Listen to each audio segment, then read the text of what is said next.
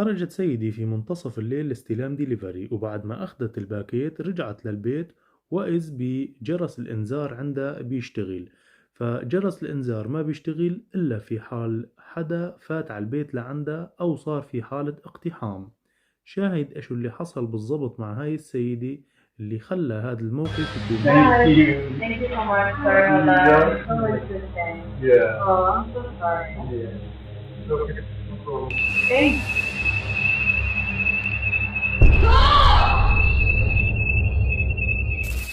اللي صار. تعرض قميص السيدة للسحب، وما ممكن ينسحب قميص السيدة إلا إذا حدا مسك له قميصه وسحبه، وباعتقادي هذا جن. فأنتوا إيش رأيكم بهذا الموضوع؟ أما بهاي الحلقة أو بهذا المقطع اللي راح تشوفوه، شيكسر وباركر هدول من الناس اللي بيفوتوا على بيوت مهجورة، ويقال هذا البيت اللي فاتوله هو يسكنه شخص غريب أو كائن غريب. فقرروا أنه يحطوا كاميراتهم ليتحققوا من هذا الشيء أو من هذا الجسم الغريب اللي عايش بهذا المنزل في الطابق الأرضي. شاهد إيش اللي حصل بعد تركيب الكاميرات وخروجهم من المنزل. فهذا الشيء عن جد طلع مرعب.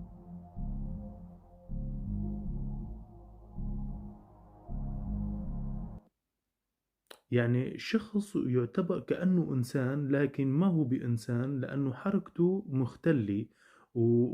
يعني إذا لاحظتوا حتى الوجه مخفي من العيون، ما في عيون بالموضوع أبدا.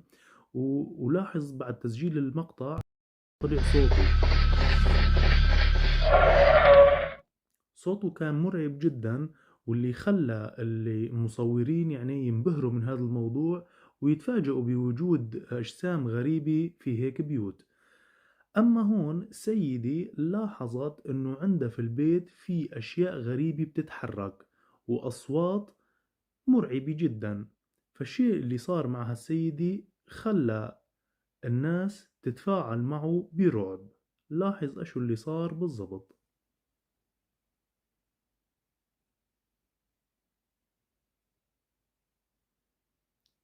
أعوذ بالله من الشيطان الرجيم.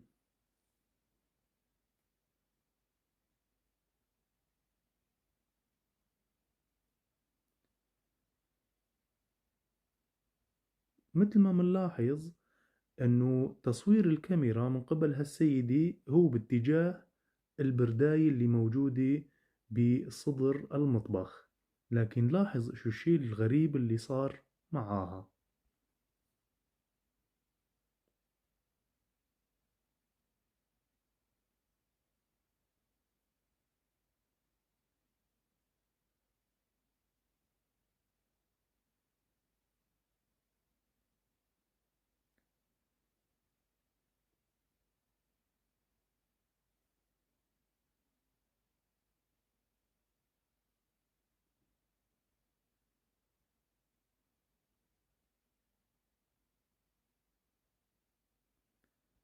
طبعا الشيء اللي صار ناهيكم أنه البرداية تحركت من الأسفل بشكل غريب، وما في وجود للهواء اللي بيخلي هالبرداية تتحرك. لكن المشهد اللي زاد فظاعة هو تحريك السلم. وبعد تحريك السلم رجفة الامرأة وابتعادها عن المشهد، يعني خلى الموقف أو خلينا نقول الجن يزداد يعني مشاكسة في قلب هذا المقطع. فتعرض شيء الظاهر كيس يعني بقلب المطبخ سقط للأسفل، وصارت يعني المشاغبة والحركة من قبل الجن بشكل كثيف. لاحظ ايش اللي صار بالضبط. Whatever you are, leave my fucking house now.